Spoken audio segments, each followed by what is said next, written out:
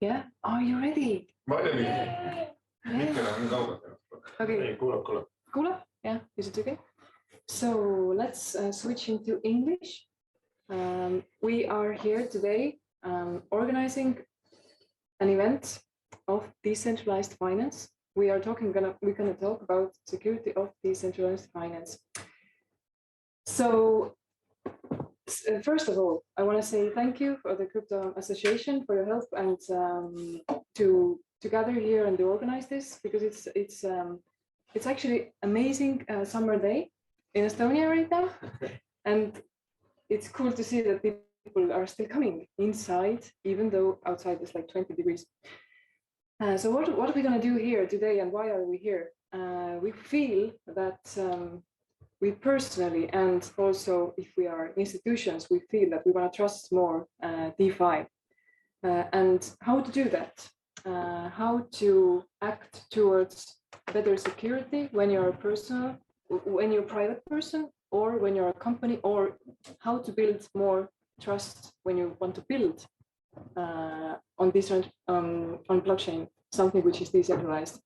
So these are the questions we're gonna find out today together with Karl. And so Karl is with us from Steady State, right? Steady State, yeah. Yeah, and he's going to talk a lot of interesting things because he's like smart. So I don't know how to do it. Even every time I sit next to a blockchain developer or anyone who knows a lot about blockchains or coding, then I feel like I should learn also that. So, but I still haven't learned that. Or do you have time? So, but I think that every time I talk to some kind of people like you, yeah, we are learning. And this is the reason for this event also. We really want that the, let's say, mainstream environment and also the crypto environment, Web3 environment, the people who don't know yet, they should learn and they should understand more. So that's why we are here together with Karl. And do you want to do your intro, or I'm going to do your intro? Yeah, no, I can do my intro. So okay. Hi, I'm Karl Kristjan. I've been into crypto for, what is it now, 2022, second quarter, third almost soon. So I've been in crypto for about 5.5 years, started beginning of 2017. And since then, like all emerging technologies, it's a fast-paced industry. It developments ongoing every day, regardless of a bear or a bull market, right? And I'd even say that there's more development going on when there's a bear market, when there's a bull market. So first 4 years of my journey, I've been basically a shitcoin surfer, just finding tokens to invest in, getting rugged, getting scammed, all that usual, it's just part of the process if you're into something that's new and quite unknown for them bigger masses in the world. And since like 2021 July, so basically almost a year ago, I joined Steady State, and Steady State's main objective and goal is to bring. Yeah, I'm sorry. Yeah, no worries. Let some people in. Yeah, no worries. Yeah, so Steady State's main objective is to introduce an actuary model in crypto, or more specifically in decentralized finance. And what an actuary model is an insurance model, basically, that helps bigger companies or overall people to evaluate the risks associated with investing, right? So in TradFi or traditional finance, it's quite usual that if you want to go get an insurance for whichever thing or for whatever, you're going to first be screened. All the risks are going to be assessed to kind of get down to the point if you're someone that's worthy of getting insurance. And if you are, then what are the base rates for the policies and premiums that they're going to offer you. So with Steady State, we're kind of a one-stop shop in creating 3 different products. First product is the risk analysis database. That's something that's lacking in crypto overall, that like if I want to invest big bucks into something, then I should have an interface or like a data dump that I can take a look at and make sure how much money am I willing to invest in some company XYZ company, but depending on all of the information that's available, have they been hacked? What is their programming language? What is like, how experienced is the team? Any past vulnerabilities that they have gone through, and have been fixed or not? So that's something. The second one is automated claims. So if, for instance, right now you're gonna get insurance for, you're gonna get a policy or whatever, you're gonna get, like, let's say you want to invest in Nexus Mutual. Nexus Mutual covers, let's even take the latest drama with USD, Terra Luna's stablecoin, right?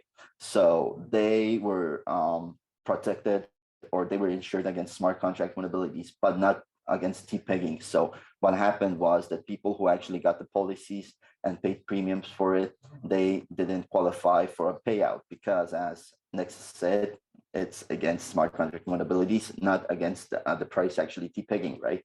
So with automated claims, there is something that steady state is gonna eliminate, is the factor of the human factor, right? So at the moment, if you wanted to get your claim,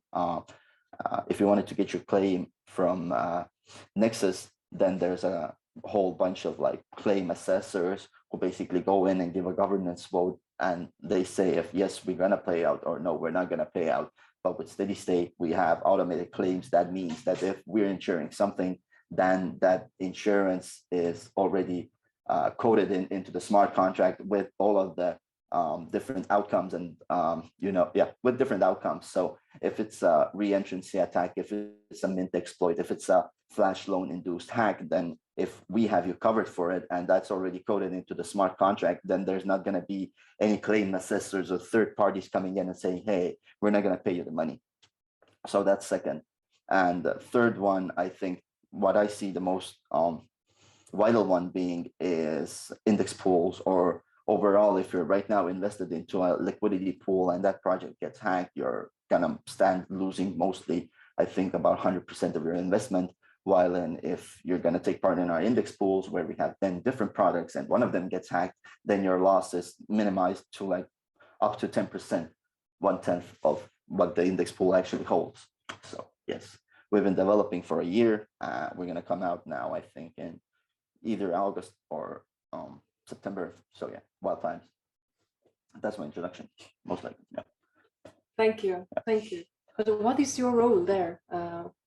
I'm a risk researcher. So what I do, well, I started out as marketing, but we understood like quite. So I started out as marketing in July 2021, and by September 2021, it was quite clear that we cannot market an insurance product that hasn't been built out yet. Because, if you take a look at traditional finance and all of the insurance companies and products like out here, they have quite lavish and quite out of the box ways to market themselves. Because come on, the advertising insurance is pretty hard. So we understood that there's no point in actually launching a token and then promising people afterwards that, yeah, we're developing, and if there's delays or something that affects the token price, and that also equals in like disgruntled investors being not happy with what we promised versus what they put in and versus what the token price is now. So we decided that we're going to build out the product first and then come out with token into the raise. So now we're at the point where our minimum viable product is about 95% done. And if we get another 5% done, we can actually do the raise. Yeah. Okay, thank you. Yeah. Thank you for this introduction. Yeah, no worries. That was fast. Sorry. But this, let's raise hands. How many people? Probably everybody knows what is a DeFi, right? Here, sitting all of us, and probably everybody knows what means when you lose money in DeFi. Yeah, everybody lost money in DeFi, right? No. Absolutely. There's no shame in it. Yeah, I've lost. Have you also lost? Yeah, everyone. Only one. I think everyone has. Yeah. Okay. Yeah. So this is the reason, yeah, why you are working on this and why we are here. How is the market right now? I mean, are there any competitors on this not what field? yeah, there's a lot of insurance products out there like Nexus and Unslashed and Insure. Like I can name a bunch, but none of them are doing what we are doing and aiming to do. And the crypto market right now is stagnating. So as we all see, the prices are coming down, but it's pretty much correlated with the overall, S&P 500 and US 100 and all the indexes and then traditional money markets. They're quite heavily correlated. And as I said earlier, like prices of what are on the market today do not reflect the actual state of the industry. And like even more so, if the prices are down bad and we've been in a bear market, because we have been in a bear market for like, I think 4 or 5 months for sure, that only like gives more fuel to developing out different products and protocols. Plus all vaporwave and all that was just a bunch of air and promises are the projects that are dying out, and that's only good for the industry. If you have invested in a shitcoin and it's down 90% and you think it's over, don't worry, it can go down another 90. So yeah. Okay, great. And what is the main thing you feel that usually, let's say, okay, we are discussing, we kind of touched this insurance thing and how people are hacked, how projects are hacked, and so on. But what is your, let's say, personal concern when it comes to DeFi also? Smart contract security and the lack of understanding from people in what they're investing in. Like everyone's like, even Terra Luna is a perfect example from like people who thought that it's legit, it's something that's a game changer, 20% API a year if you lock up your funds. And even though there were like numerous sober voices in the industry saying that, hey, most likely you're gonna get hurt, nobody listened and rather collectively came together and attacked everyone that was trying to like safeguard or keep or give people as like some good advice that, that 20% APY, if you lock up your tokens, we all joke around that one day in crypto is like a year in real life, right? So imagine locking up your funds for a whole year. And shortly after, we all know what happened with it, Terra Luna collapsed, USD collapsed, they came out with Luna 2.0. And what happened was that Terra Luna 2.0 basically became exit liquidity for all the people that got hurt previously, So my main concern and main advice for people all over this industry would be that you have to know what you're investing in. Yeah, it's cool to take your money and throw it at, Shiba Inus and gum rockets and like whatever shit coins. And yeah, it's a casino. You can make money if we're in a bull market, but like from the instance that things actually get hard and serious, you have to really evaluate where you're putting your money in. And if you're in a shit coin and it falls 50% from at the high, then don't think that, oh, if I hold for another 4 or 5 years, it will definitely rise with the next bull run. Because now we have this like dangerous mantra with Bitcoin that everybody who invested in the top of 2017, right, when it was 20K, like beginning of 2018, end of 2017, that actually all those people that held through the 4 years or 3 years now made 3x from the last high. But as we all know, past results don't guarantee future profits. So, my advice would be like for people to know what they're investing in. Okay, like I have a next question ready for you, but we have one person there waiting. Maybe you wanna come in? Sorry, yeah. Then you can choose where to sit, and we can take the next question. So one of the most important questions in DeFi industry, probably for all of us, is which are the tools, or like, can you give us some tools like web pages, where to go, where to actually check? Oh, I have a ton of those, but ton. Well, that's really good news. I mean, I don't have this information that there are tons of web pages where you can actually. I mean, the web pages where you can actually check that. Let's say the project is audited. Yeah. The project has some specific data. Let's say that not just team members or like specific more than absolutely usual. Like investment rounds, which VCs have invested in them, who have they been audited by? Because like if like most of the projects we're looking at in DeFi have been audited by CertiK, right? But and then you kind of get an understanding or like a view that CertiK is something big, CertiK is something that people take seriously. CertiK must know what they're doing. But as of we in steady state are building out this risk analysis database, I can tell you that from hundreds of audits that CERDIC has made, like we have about, they say they have audited about 700 different protocols. We actually have access to like public audit info from CERDIC, where they have audited 120 different protocols or projects, and we can like read through those audits. But at the same time, 48 projects have been still been exploited after CERDIC has audited them. So in a sense, also having an audit done is kind of a vaporwave. It's just hype words, you know. You can create a shitcoin and say, yo, CERDIC has audited us, but in reality, what that means is that yes, they made a coin or token, right? Like a bunch of smart contracts. Then they contacted CERDIC. CERDIC told them, hey, pay us $150,000. We'll take a look at your contracts. And then what CERDIC does is actually just look through the contracts to make sure that they're working. They're not going to tell you if they're going to find some like high level critical vulnerabilities that now somebody can go in and exploit, right? So even more so, if you want to invest based on who has been audited, I'd say go with projects that have like 6 or 7 audits, like more than 3, and all of those should be from different companies, like most notable BeckShield, QuantStamp, Slow Mist does audits, you know, CERDIC, but CERDIC is BS, like full BS. We have, yeah, thank you. We will have more tests, yeah. Yeah, no worries.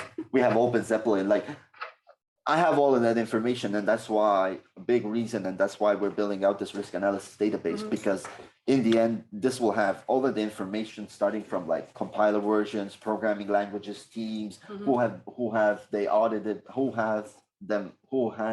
audited them, right? If they have been exploited, right? What happened to the funds? Did they have like a reimbursement plan, recovery plan? What were the next steps? What they took, like moving forward, so on and so forth. So yeah, but if you're going in and asking me about like useful links and people want to write it up, then I'd say CER.live, DeFi Llama, DeFi Pulse, DeFi Safety. There's a ton of pages. It would be actually easier if I can just compile a list and we can send it out to everybody in here. Yeah. We can. Yeah, we can do it in our LinkedIn post maybe also, just to after the event. Okay, thank you. And probably we didn't want to hear that actually, right? That the audits which are made by, well, they're just certain. I'm just name calling, but you know. But this is how the world works, right? Everybody's promising something, but the delivery sometimes is not there. You know, we had this peculiar how do I say, like there was this one instance when I was we were researching one project. I'm not going to name the name, but basically they got exploited.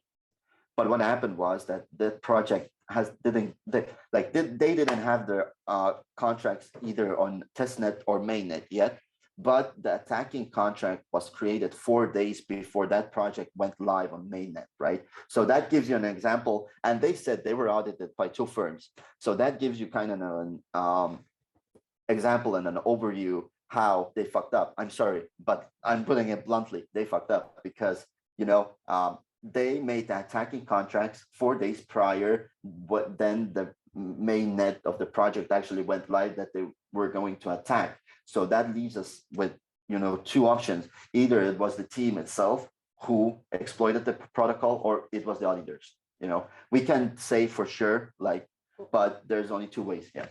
You know.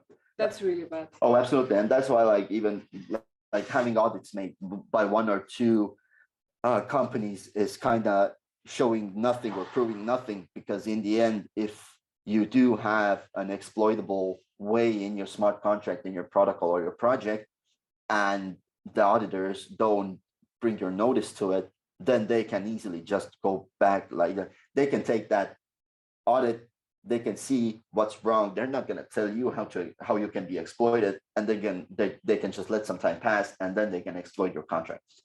You know, it's a Wild West. It's a Wild West. Okay. Yeah. It took me. I mean, right now I feel that I don't want to build any. I mean, I don't want to learn. Yeah, it took away the kind of active interest, I would say. Yeah, it's really wild.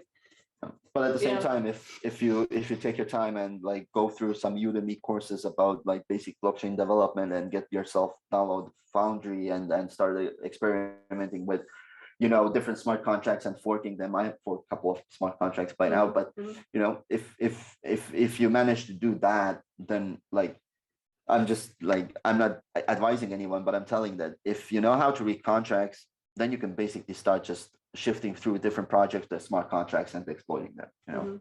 Okay, next question. Probably all the IT people, all the blockchain developers, if they meet, probably it's like the question number one is like, what is the top 5 blockchains to build on? Well, I'd say Ethereum like is the number one, but it's self-explanatory. Like if Ethereum holds all the DeFi basically, right? Ethereum has so many forks, you know, Avalanche, Phantom, like everything has been built through ETH.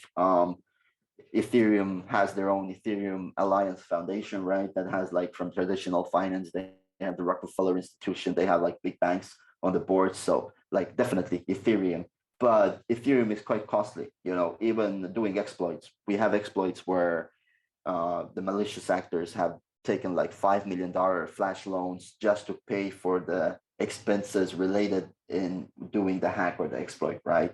But if you wanna do it basically go cost free, then I go with Binance Smart Chain. It's highly decentralized, it's highly centralized, sorry, and it's mostly a shit chain. But if you want to learn and study and kind of go through the trial and error, you should do Binance Smart Chain because like develop like you can fork contracts basically from Ethereum and you can push them live on Binance Smart Chain. And if I push a contract live on Ethereum, it would most likely cost me, not taking into granted if there's some NFT drop or whatever going on. At the same time, you can pay thousands of dollars just to get the smart contract live, while on Binance Smart Chain, you basically pay like $20 to get the same thing live. Yeah, that's very reasonable. Yeah. Okay, and maybe next question here. When building smart contracts, let's say for tokenization,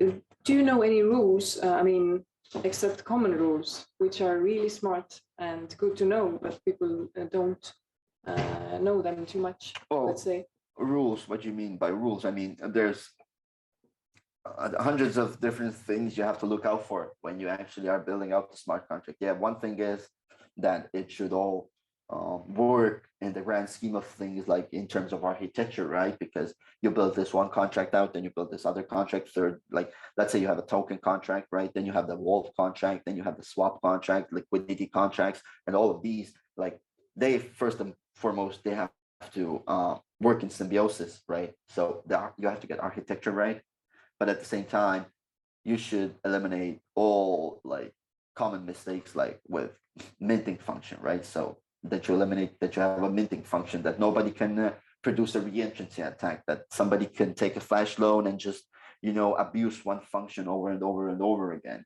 And if you're building like, well, we can actually circle back that a lot of projects have been either forked from Aave, or like the smart contracts have been forked from Aave or Curve. So there's a lot of, you know, you don't have to be a intelligent developer to build or to push alive a protocol or project that will gather like 100 million TVL with 2 weeks. It's the question whether you can maintain it and understand that what you're forking and putting together, that you're eliminating all the risks within. So it's kind of a double-edged question here, because I could go on and on and on, but at the same time, like, people check your mint functions, you know, that's first and foremost. But mint function is just a little speck, you know, it's tip of the iceberg. There's a ton of other things, and it's quite unreasonable for me to tell people that learn code, because like it's hard, you know, it's real hard. And no, yeah, if you have the interest for it, absolutely go for it. But even I have, like, I'm not a coder by all means, I'm just a crypto degenerate, but now I started learning Udemy and Solidity, and the more in I go, it's like, whew, you really need to have some willpower, you know? So what I would like say or ask or like tell people, that we should come up with tools that help us, the normies. So if we have a project, right, and we want to invest in it, then we should have some kind of a tool. I named a bunch of links and, you know, websites, but these all only show you the basic stuff like audits and compiler versions, if the team is public, how much TVL they have, so on and so forth. But we should have tools that you can take a project where you want to invest in, you can take the smart contracts, put it into the tool, and that will, like, on whatever time frame, it will tell you this smart contract has this vulnerability, that can happen. So you should not put your money in it at the moment, right? And we're lacking these kinds of things. Yeah. So is it something is going on this? Oh yeah. already? Well, with Yeah. steady state is, and there's also Cisco that's developing some things, but it's all early stages at the moment. I actually, yeah. Cisco is very much known. Yeah. Sylvia is in Cisco herself, actually. Yeah. Okay, great. Yeah. So we have something. So we don't have to worry too much. Let's say after 1 year, we can actually feel much more safer, right? Oh yeah, absolutely. Yeah. Much more information. So Yeah, you can already feel safer by, like, I mean, doing the most basic due diligence. Like, it's a meme that people say do your own research, but it also is quite that, do your own research, right? Before you invest into something, make sure if the team is publicly known or not. Are they private? Their profiles, is it more than just a Twitter profile page with a picture, right? Do they have some, like, what's their past experience, track record? Have they actually created something before, and so on and so forth? And if you go like this, step by step, eliminating like all of those little factors, then the more safer, more secure your investment becomes. Yeah. Okay. One question about people behind the projects. This has came to my mind so many times, because I've noticed that in crypto industry, let's say, blockchain developers, especially. I mean, we all know it's there is a lack of them. Depending on the part of the world we're in, yeah, we can definitely feel that there's a lack of intelligent developers here in Estonia, but there's a lot in America and there's a lot in Ukraine. So But generally, the feeling is such, and if we consider that, what I have seen, because I'm kind of networking person and I really talk a lot with people, not just online.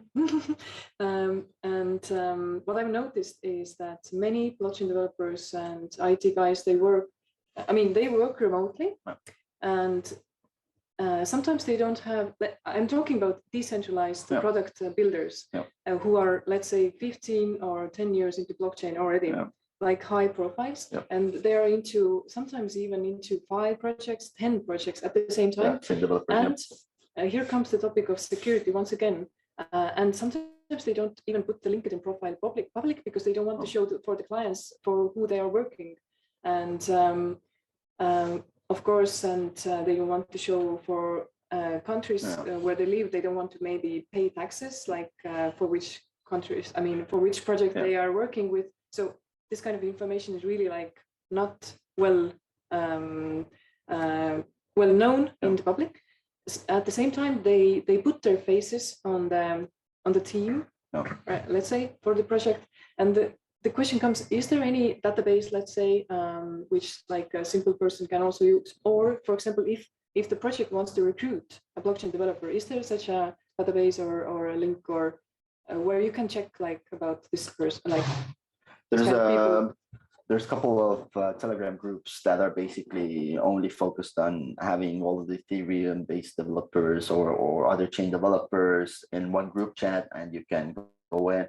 Like, there's definitely new profiles and new faces that we can't see every day, but there you have this kind of a security net you do have, because, like, as I said, track record. If let's say developer named Candle put out all that, and then now developer Candle is asking and looking for some extra developers to give him a hand in developing a new project, we can go back and say, hey, so Candle developed all that. He's quite knowledgeable. We might work with him because if he had the chance to rug pull it, he already would have done it. But it's still quite anonymous. And I'd say that if you're investing into something that has an anonymous team, like, you can have anonymous developers, that's not an issue.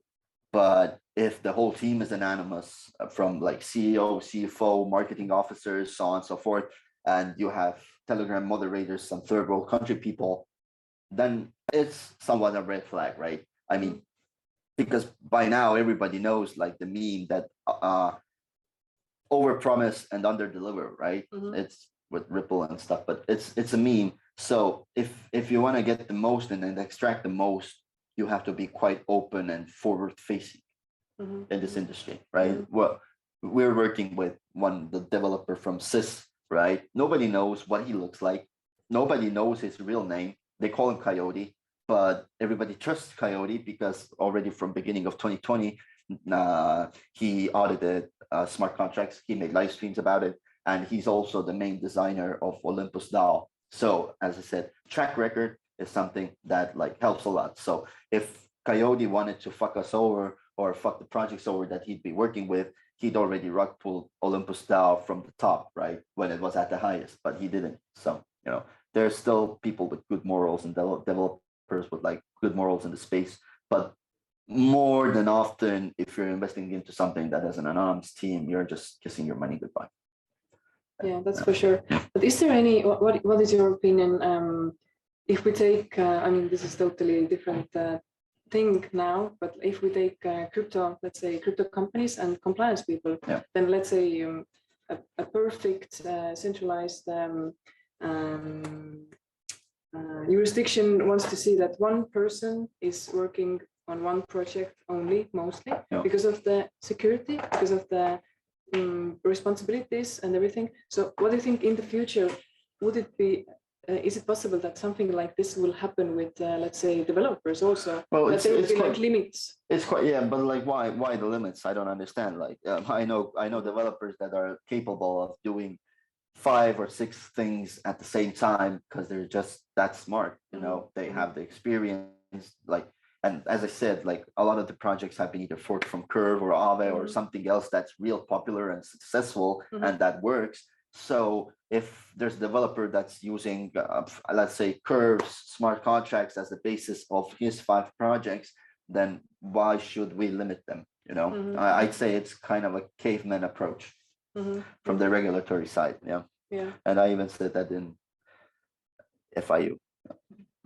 That's good to hear. So we can feel, let's say, safe regards to the IT people in the future, though, so they can still feel free to work for several projects. And it doesn't actually, can we say that momentum doesn't affect the security thing too much? Well, no. What affects the security thing is rather more, I'd say, that we don't have as regulators, as the country regulators and the people in charge, we're thinking about how to limit and control the physical part. Like, let's say every company should have one AML officer, right, on their board. But okay, let's say you have that. But if you give a license to a project or a protocol that has about 150,000 lines of code, and there's like a couple of exploitable ways coded, or like even they don't have to be malicious in a sense that somebody's doing it like for purpose, but just, you know,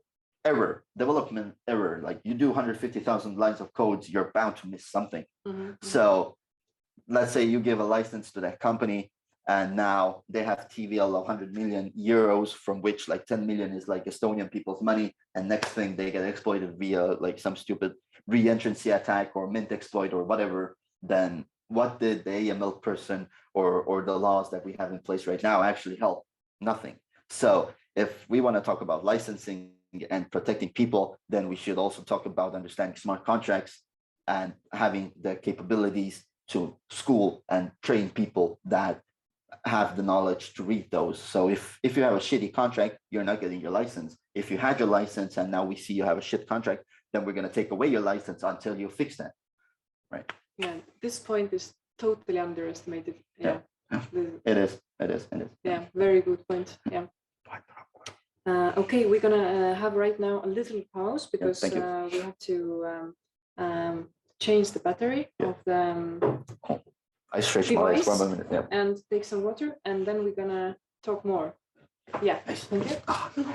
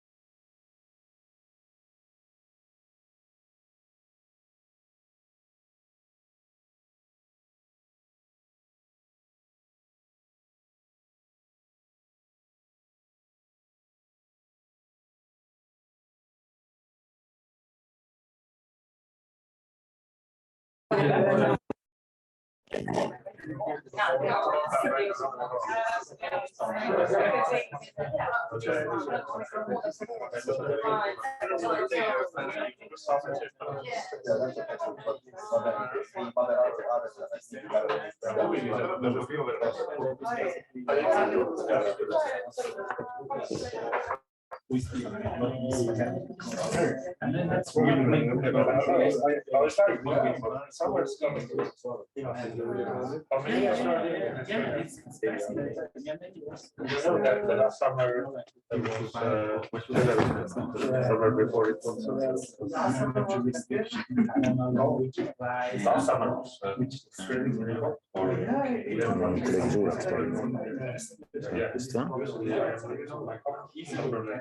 beginning of June or okay. So this year now I used it only today and on küll jah. mis on korras? mis on korras? ei no toimib jälle. praegu saab ülekanne ka, rahvas näeb, kuidas inimesed söövad. jaa, okei.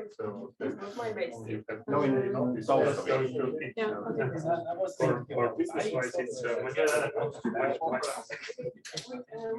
We finished the boss right now, so let's continue with. So where is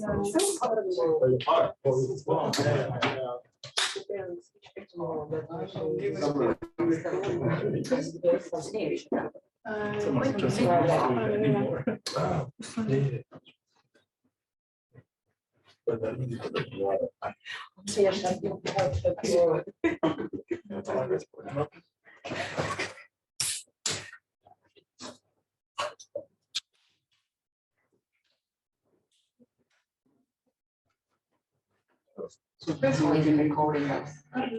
where is Karl? Yeah, I don't know.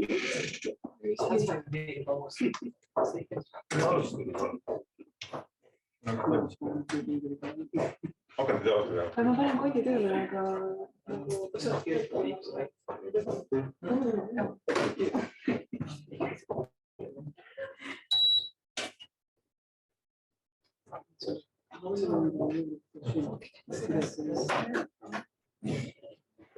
so we are just waiting for Karl to arrive from Cosmos or wherever he is, or he's lost right now.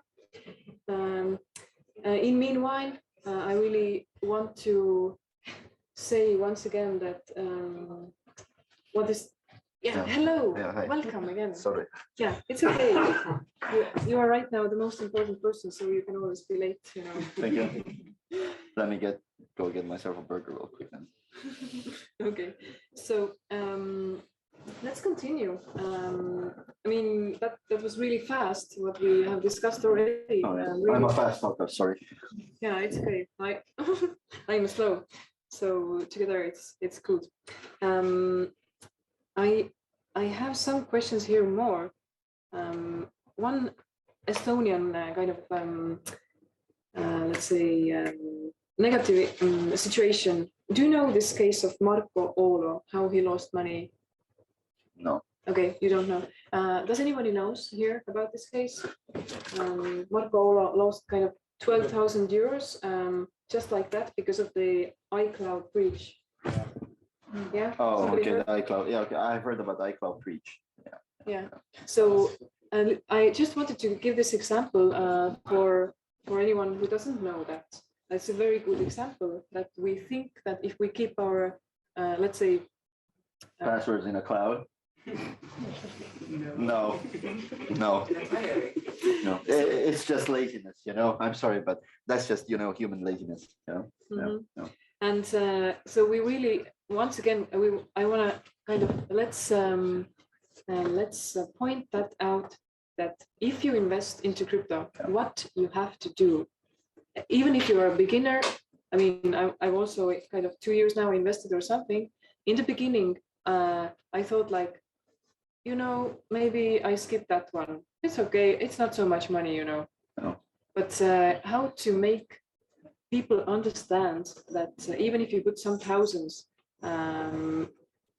you should really, because it can be like this, that you are used with the laziness. and then you begin to invest more and more, and actually then might happen that 2,000 is 20,000 and you're still lazy. So what people must do? Well, there's an old Estonian saying though that smart people learn from other people's mistakes, reasonable people learn from their own, and stupid people don't. So, I mean, no way I don't consider myself smart in that old saying sense. I'd say I'm more reasonable because I've put money in, I've understand that, yep, I got scammed, and then I haven't, I haven't done the same, or I haven't went the same path, like again.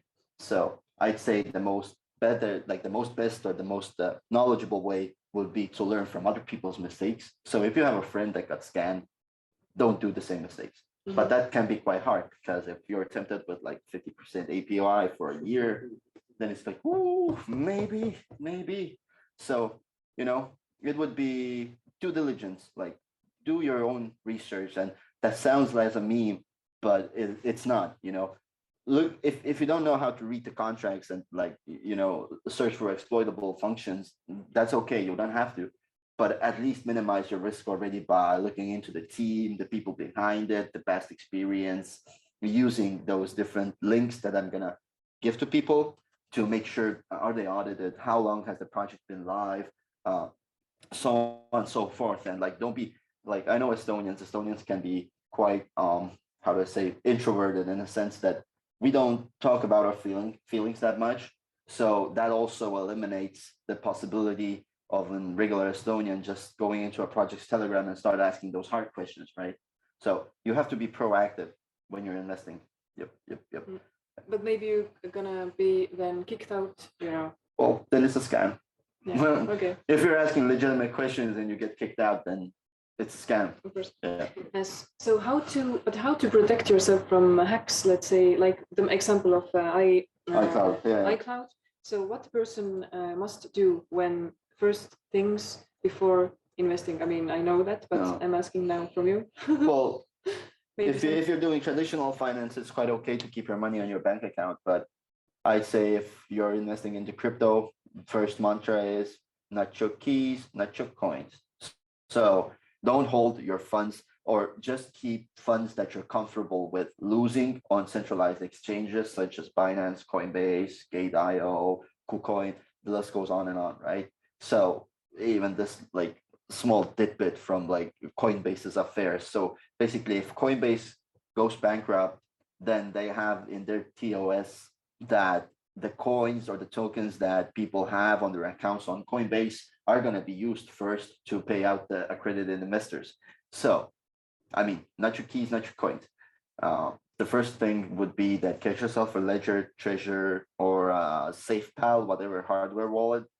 And if you're doing MetaMask for Ethereum-based tokens or Binance Smart Chain or whatever other chain, then write out your either private key or mnemonic face somewhere safe, not online, not on your devices. Go to your favorite place from your childhood. I don't know, bury that under some tree in a metal box, whatever. Just don't put your keys online. that sounds really cool. No. I'm gonna do that. You I do that. haven't done that before. You do that. We have now maps as well. You can geolocate with coordinates and everything. It's quite safe. Actually, I buried 2 weeks ago 6 euros under the ground, and I tried to find that out after a week, and I didn't find it. It's interesting. I had a map actually. Oh, yeah, really? and it was done in a miner which was bought in Estonia by Bitcoins. So if anybody knows that miner, you can dig around there for 6 euros. Quite fun. Okay. So, but what about one thing that is sometimes said that you have to use separate laptop even or separate device for if you are really heavily into investing into Oh, absolutely. crypto? Oh, absolutely. I did this dumb mistake back in September where I had all my funds at for one short instance, I somehow managed to get everything on my MetaMask account. I had around 40,000 there, and I was surfing the waves of NFT projects, trying to find the most the oldest NFT projects. So there's NFT projects from 2018, 2019, actually, real old, pioneers. And there's a lot of scams. So what I managed to do was authorize, give access, or basically sign something with the same MetaMask wallet that had all my funds. And within the next 2 days, the 40K got shifted out from my wallet. So like, yeah, like I've been in this industry for 5 years, right? I've never like, okay, I was scammed once before on Cryptopia when I left my 500,000 Dogecoins there, and then they said they got hacked and closed down. But I also bought those Dogecoins like 2 or 3 Satoshis a piece, so basically nothing, right? But last year when Doge was like 70, 80 cents, new house money, come on. But yeah, I got scammed. Yeah, pretty hard. And I'd say, yeah, use different laptops. Yeah, absolutely. I think the more different devices you use, there's still a lot of room for error. If you're not used to using different devices for different things all the time, you're bound to, fuck up. But at least if you're investing into something, keep your main funds out of the wallet that you're using in experimenting with new tokens or new NFTs, because there's a lot of, like, I'm sure that a lot of you who have been using MetaMask, you have tokens in your wallet, like a lot of some kind of tokens that have been randomly sent to you, right? And you have no idea what these tokens are. So once you approve any of those tokens, it will give access to your wallet and they can shift and everything out of your wallet. So never do that. Even if an Etherscan is showing you have this XYZ token, somebody sent you 100,000 and right now the price is $1 a piece, it's a scam. Like never give, how do I say, never approve, confirmation or never approve unknown tokens that you yourself didn't have the plan to purchase or acquire, because there are a lot of elaborate scams out there. So yeah, different devices, I can understand that, but you also have to be on some kind of level to do it successfully. For starters, I just say that you keep your Bitcoin, Ethereum in your ledger, just take out whatever you want to invest in, put it in your MetaMask, and then use that MetaMask wallet. And if you want to go even deeper and be more safe, take those funds that you sent into your MetaMask and divide by 2 again into a new MetaMask account, and then start surfing the shitcoins. Yeah, that's really good. That's the way to go.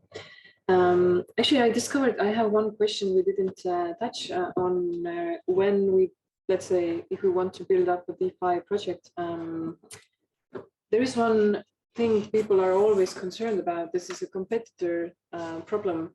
And at the same time, projects should be transparent and build trust. So let's say somebody here wants to build up a DeFi project, and wants to be transparent and let's say putting the white paper like in a very good, nice shape in the web, and web page everything theme is there. But they don't want to share the full idea only because they're afraid of competitors. Is this an actual problem in DeFi industry, or is it actually not? No, it's not. It's not. No, it's not, because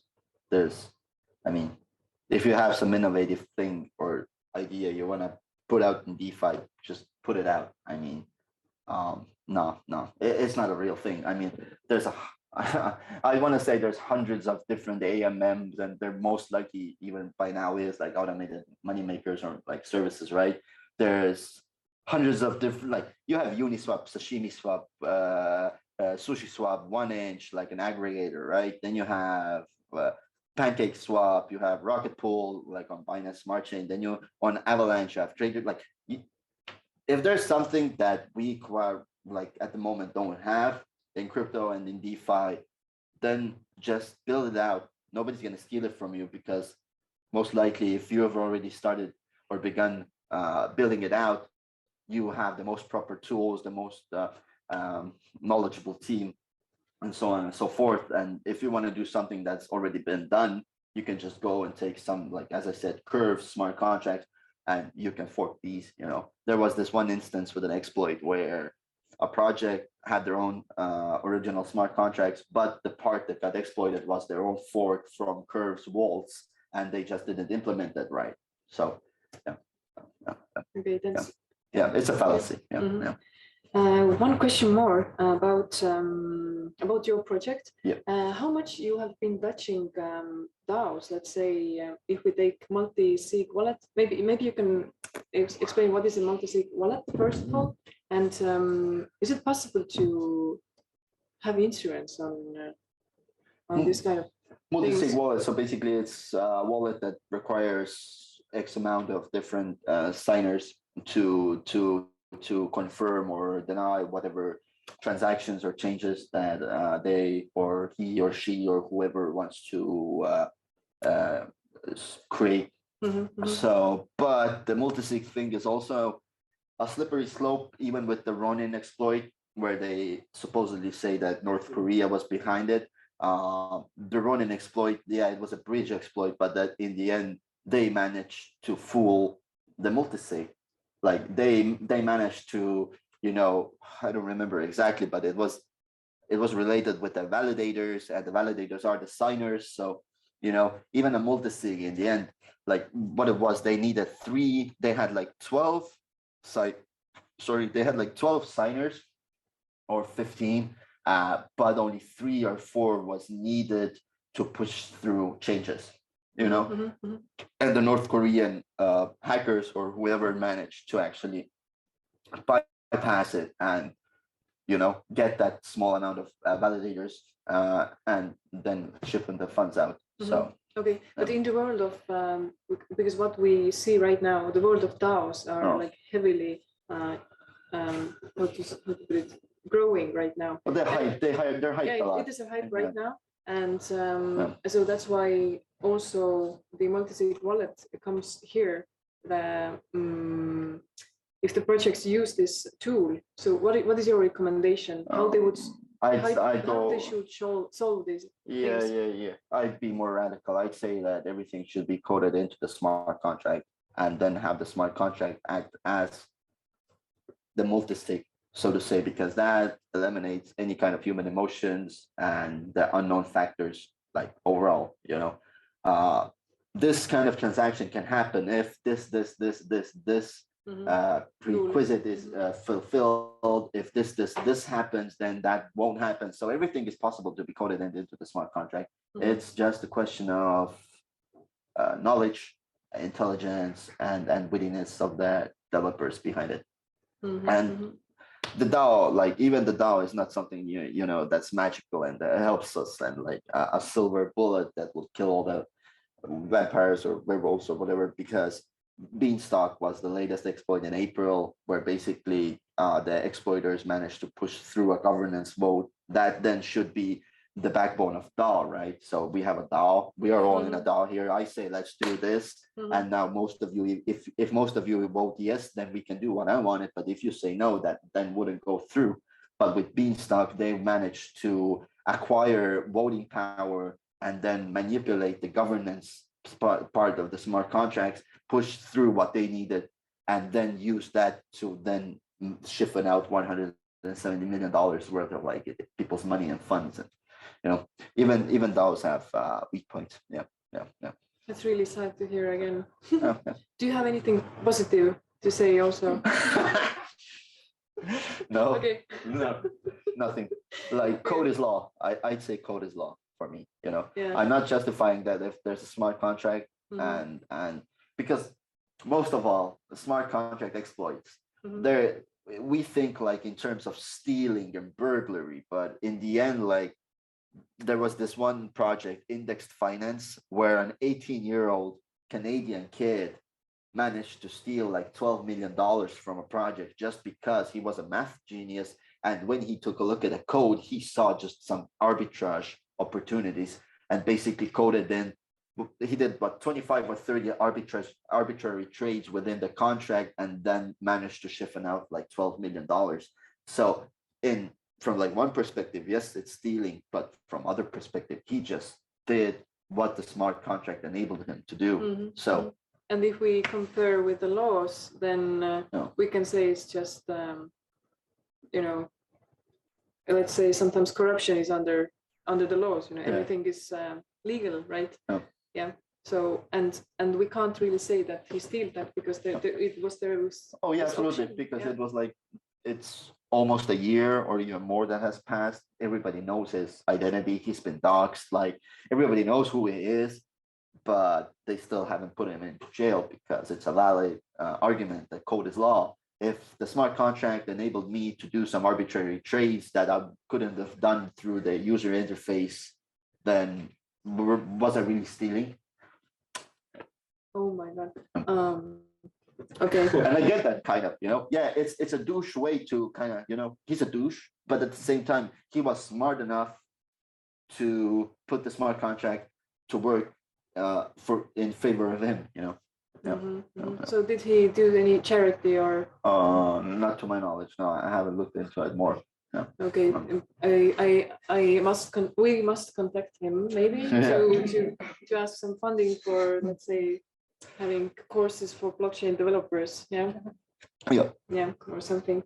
Okay, so what do you think? What is the scope for DeFi in 2023?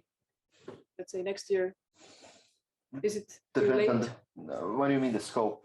Like the capabilities and the potential? Yeah, let's say what maybe. Okay, insurance is a definitely a new thing. It's gonna more and more gonna be safe for the industry and everything. What more layers? What do you think? What do you see? Depends on the regulations, I think. Mm-hmm. Yeah, because everything's there. Yeah, because like as people have been saying, like the last bull run we had last year, it was basically the last bull run that we could do without regulations, and the next bull run is going to be heavily regulated. And I can see Europe moving towards it, and US, and what like the government officials told me that in Estonia we're not going to do anything that the US already hasn't done. So like to have, and it sucks to say that, but like I've been told that like having innovative ways how to like regulate and come up with stuff in Estonia. No, we're just gonna do what America does. So, yeah. Okay, but maybe some other people will talk something else. I hope so, at least. Sometimes it's like in. But in not the people sector. right now who are safeguarding our money and wage. No. Okay. They're heavily fixated on US. Okay. Well, let's hope still for the best. But let's take some questions. Do we have questions in Zoom also, or do we not have right now? Nothing in chat. Okay. There's 4 people though. So if anyone in Zoom wants to ask something, please text in the chat. We can ask it here. And do we have questions here? Yeah, please. So in like last year in DeFi project, there was like for around like some 100 million or 500 million, something like this. But in 2020 and in 2021, there was like numbers shoot up to 10x, 10 or 12x. Yeah. It wasn't billion.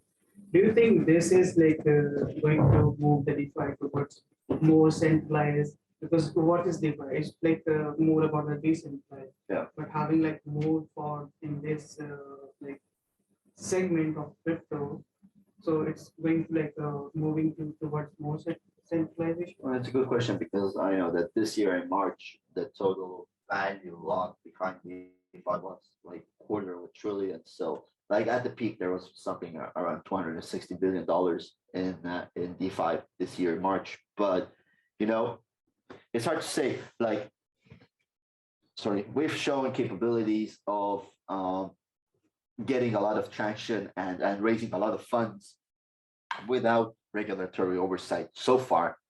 And I'm quite sure we can 2, 3, 4 exit, but also we have to understand that right now, crypto overall is heavily correlated with traditional finance markets. So if S&P opens up Monday in red, you can be damn sure that Bitcoin and Ethereum and stuff is down, right? And so if our main like Bitcoin and Ethereum are down, then it already means that our shitcoins are anyway down. So we have the possibility, we have the potential, and we do have the knowledge base to push forwards and push bigger without regulations. But we're also heavily dependent on what's going on in traditional finance markets, because within those years, all of the big players have bought in and are here to manipulate the market. And that's the sad truth, So yeah, I believe that we can go bigger. Do I realistically think that we will without regulations? No, not like we can't anymore. Now the next stop is regulations, and from that the market will kind of come together depending on whether the regulations are, and we're going to build out from there. I have another question.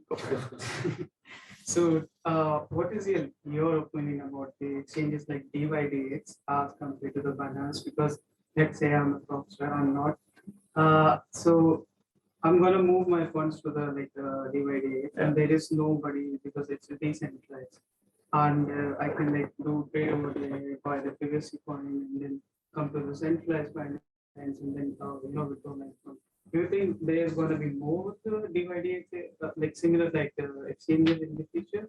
Oh, Or sure. Plus, it's not even that hard to go into dark web and buy just like a data dump full of legitimate people's profiles and usernames and KYC accounts. That's not a problem at all. But even what I've when we can't put it in, I think. But when I was schooling our regulators, the main point that kind of shined through was that why do you need a private wallet? Why do you need private keys? Everything should be centralized. You don't need a private wallet if you don't have anything to hide.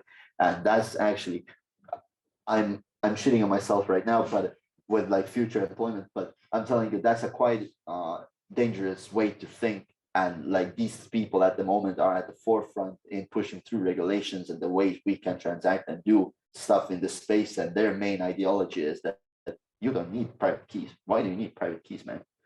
So interesting times are ahead. Yeah, tomorrow we have a meeting in Financial Commission or Estonian Parliament, and we meet the same guys speaking about. We have guys from Ministry of Finances and Estonian Parliament. Yeah. And as Estonian Cryptocurrency Association, we have acquired the, let's say, spot at the table. And we're discussing those subjects. And yes, I have many times I've expressed my opinion that in crypto, if you are holding your keys, you're holding responsibility. And that's why those people holding responsibility, they are not supposed to be so heavily protected because it's decentralized. And they imagine it that the only way to control it is centralized way, which is correct, but which gives completely different field of risks. And they don't understand it because they think that they must carry the famous license or actors. And if this is decentralized, there's no one to basically license to act behalf of those people. Exactly. And they don't want to understand that crypto philosophy and the backbone of crypto is decentralization and giving rights back to the small guy, but it comes with responsibility. And if you accept your rights, freedom, and your responsibility come together. Yeah. And they don't want to hear anything about it, but of course, today we had a call with European Crypto Initiative, and as well, we're speaking about the same thing, that how Mika is trilogued in Brussels at the moment, and what we are trying to avoid to let them keep in. And yes, we have some information, we know what's going behind the curtains, but it takes hard work to keep complete stupid things off regulation. Because if regulation is bad, then actually they won't kill crypto market, because under the radar flying is very, very known thing for crypto people. So if regulation is not correlated with the market and market participants and interests of people like us, in this case, sorry, you have nothing to regulate anymore because you don't even see it. No. That's I think how it's going to be. No, they even asked me about what do you think we can do to kind of make all of the people that are mining in Estonia to come forward and register themselves. And I was like, sure, you can place in some laws here that will regulate mining, but I assure you, you do it here, then you're going to just go to another country. I have a ton of friends that actually just moved to Portugal for half a year just to get their money out, tax free. So I told them as well, if you want to regulate something, regulate it across the board at the same time, or don't regulate at all because there's no point, right? Oh, you don't need your private keys. That's the main thing. But when we when we talk about this responsibility and private keys and personal information, so when we connect this personal information with the decentralized system, we get decentralized KYC system, right? Working for AML industry. So my question is, what you there are thinking about the future of the KIC? Let's say that there is, let's say the gate knocks are already trying to do something like this, that the information about, let's say about me, I will only have with me, and I would be the person who would give confirmation to different let's say exchanges or wherever you have to have this go through this due diligence. I have this confirmation, the right to confirm, not that they ask me once again. So it's so silly what is going on right now, right? We have to do all the time again this KIC check. And what do you think? Is there any risk in this centralized KIC solution? Not decentralized KIC solution, but solution for decentralized system to use KIC in such way that the person has to confirm several times. Is there a risk that, let's say, governments will use that tool to over control and so on? It's a good question, because like even more so right now, since Binance became Binance Baltics, right? You can be quite sure that at one point Estonian tax authority is going to contact them and tell them, please forward us all of the Estonian peoples or like Estonian nationals or like whoever. So if you're on Binance and you have KYC'd yourself with an ID, like Estonian ID card or an Estonian passport, Estonian tax office can just go to them and tell them we need all of the information, and they already have it, right? Mm-hmm. So I'm all for KYCing and regulating people who are behind projects and protocols, because if you want to do business, and this already ties in with the smart contract security, if you have a faulty smart contract, we have a real person who should be held accountable, not just some dumb Discord username or a 0x whatever ENS address. So I'm all for KYCing people that want to run multi-million-dollar or euro or 100,000 euro, whatever the size projects, but going after retail investors where they've also floated around the idea that if you have your funds in a centralized exchange and you want to withdraw them, then you have to kind of KYC every wallet address where you want to send it. And if you want to send it to a wallet address that hasn't been KYC, then you just can't do it, right? And I think that's quite predatory, and that's a slippery slope. So I'm all for regulating institutions and people that want to manage or take other people's money, but I'm against KYCing extensively retail investors and private persons that just want to, play around a bit or whatever, because. Yeah. Mm-hmm. So literally, is it then a risk that if somebody will work on this tool, which is applicable for private person, let's say, that you will keep your data with yourself, and then let's say government approaches to you, companies approaches to you, but you cannot say no to some of, you just can't say no. We can already, but we can already say no. I mean, even if you're using, let's say, Tor browser or whatever at your home, then your internet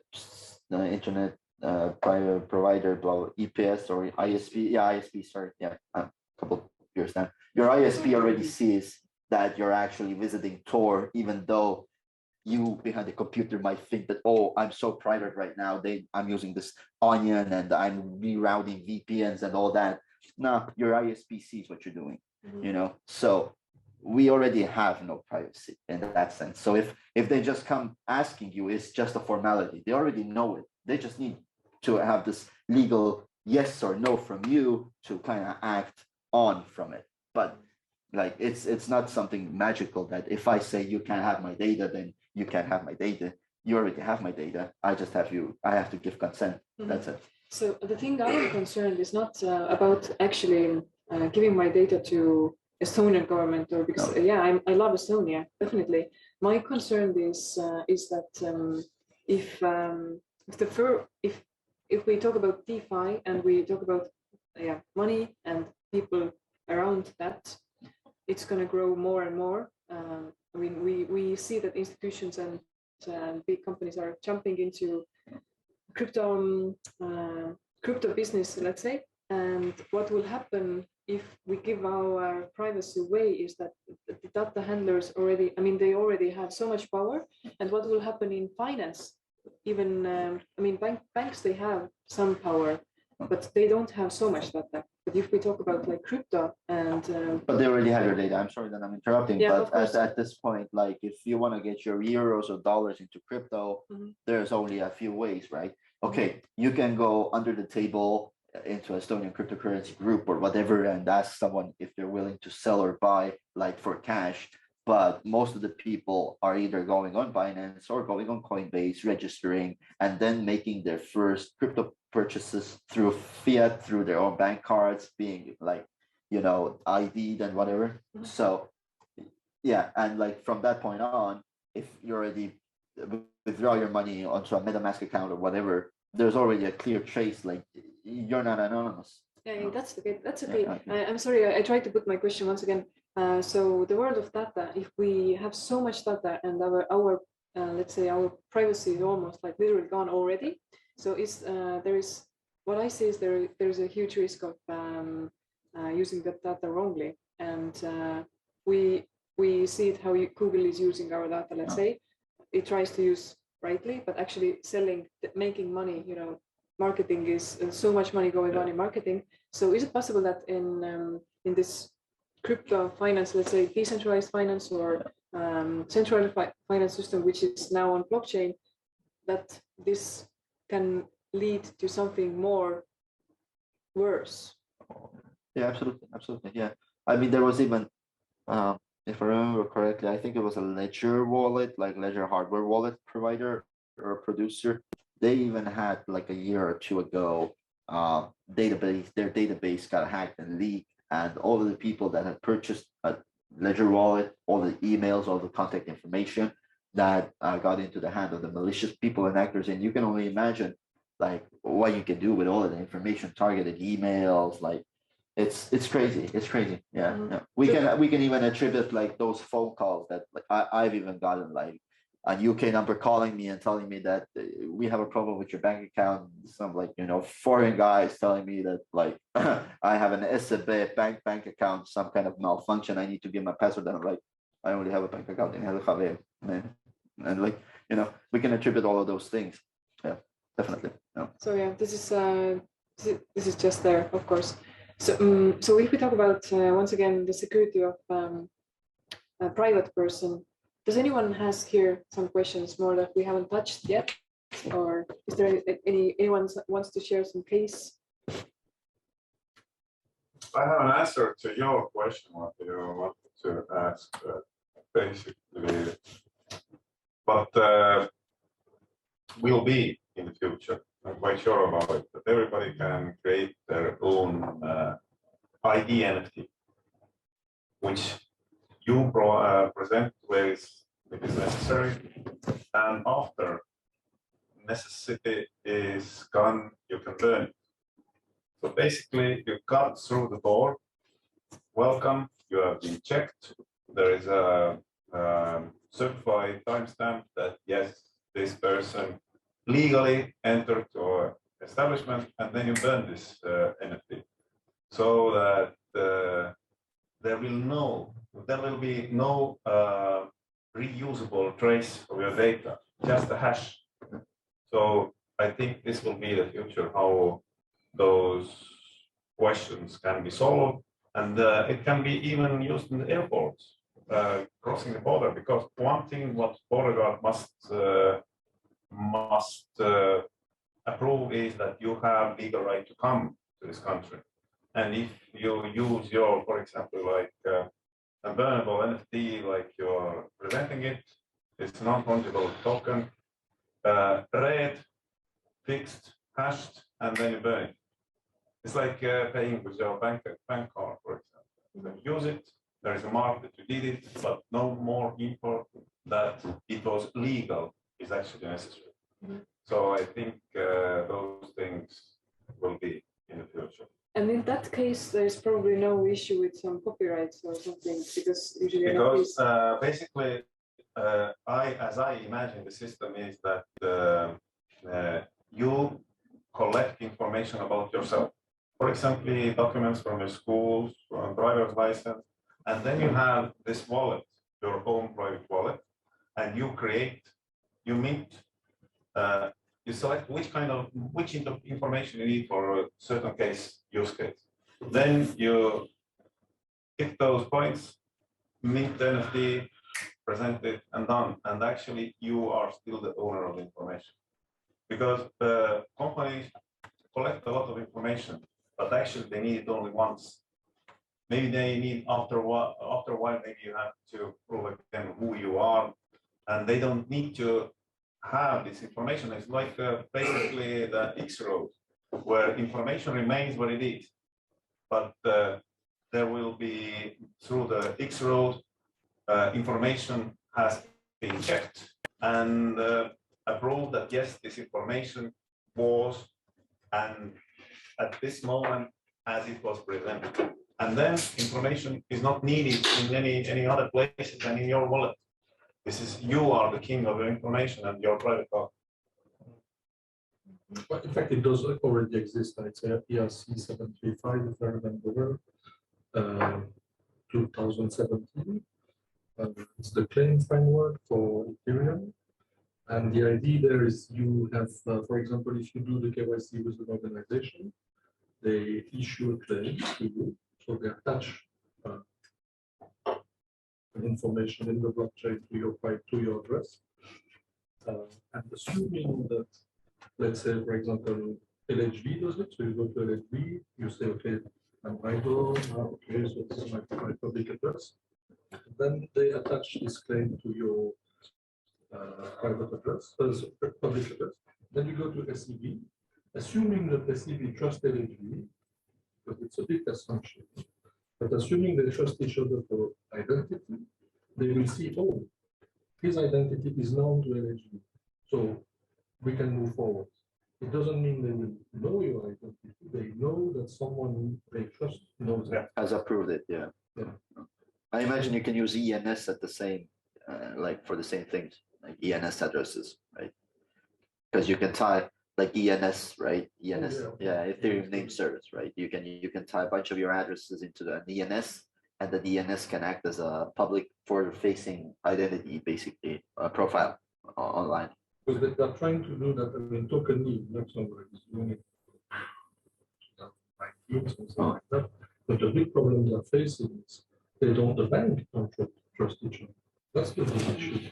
So even if one said, oh yes, we know the identity of this guy, we promise we know him, and so on and so forth. If you go to the next bank, they say, oh yes. No, we're not so sure about it. Yeah.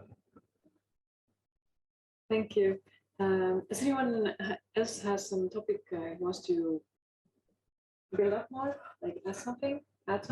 Yes, Frederick? Yeah, I just had a question. Sorry to arrive. Of course. A little bit late. I missed a bit. I would like to have your opinion about smart contracts, like for example from Tezos, which can be formally improved. Okay. What's the opinion you're looking for there? Do you think it's good because you don't need to audit it? Well, I think time will show. That's my honest answer. Like, it can be a good idea now, but like it, with all kinds of technology, it has to withstand the test of time. The test of time basically is what a lot of people coming together and using it, and under that pressure, we can see if that's trustworthy, if there's any exploitable or weak points. So at the moment, I just say only time will tell. I haven't put in my research that much into Tezos. I'm sorry. I'm Ethereum maximalist after Bitcoin and after shitcoins. So, but if you leave me your contact, I can definitely dive into it and send you what I think or what I've found out, and I can send you my opinion later. Yeah. Any more questions? Yeah, you mentioned before this protocol that was hacked 4 days before. Oh yeah. And you said that it was someone from the inside. Well, yeah.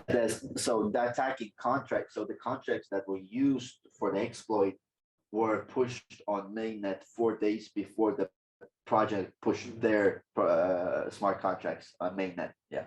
I mean, I don't know the project, but a lot of EVM projects are open source even before launching. Yeah. So that's why I'm.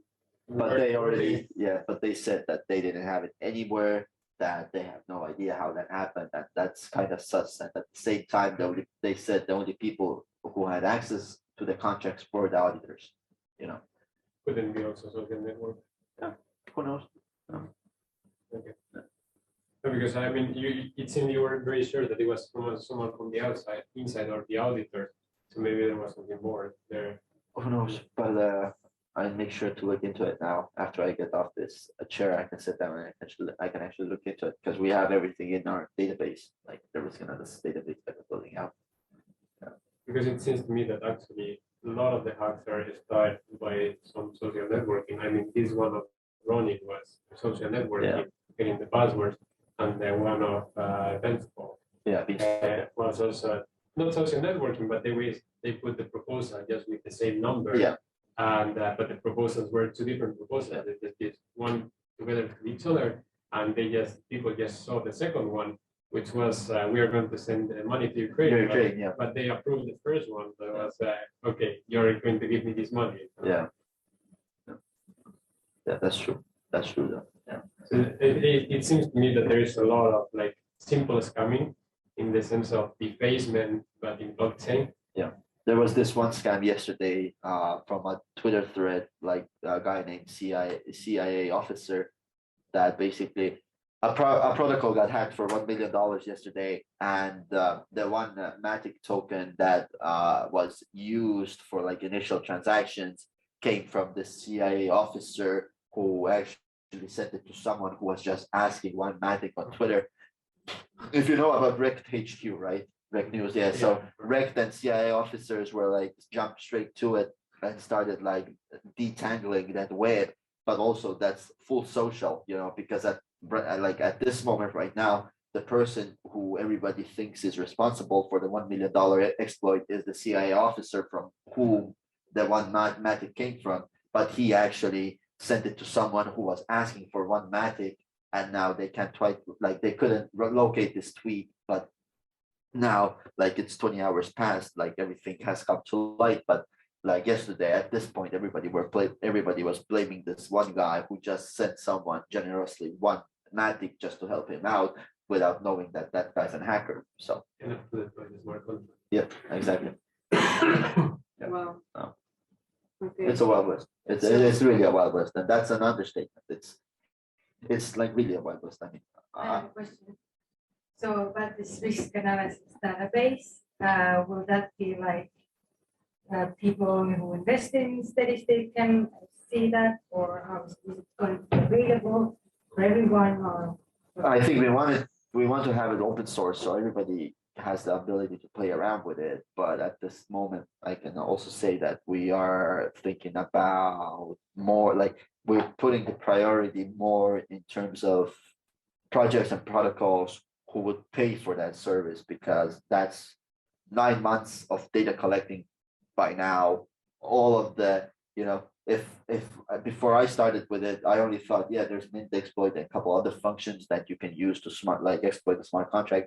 By now, I have a database of about 120 different ways a smart contract can be actually exploited, right? So put in a bit effort to learn coding, and you can actually start yourself taking apart different projects, their smart contracts, to see if they have this, and then you can actually exploit them. So I'm not saying that I'm going to exploit anything. I'm not. I have morals, but I'm just saying that we're actually thinking about how to monetize it, because what we thought like a year ago would be freely accessible information for people. Yes, it will help you a lot, but it will help a lot more projects that want to stay safe.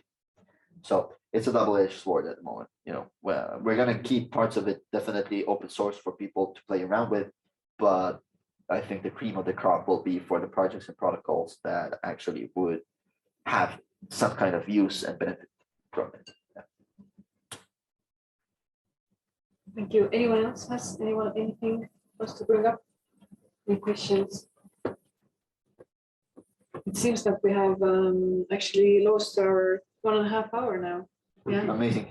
Lost. Not lost. Yeah. Yeah. We have found a lot of information. So thank you so much, Thank you. for coming. I have some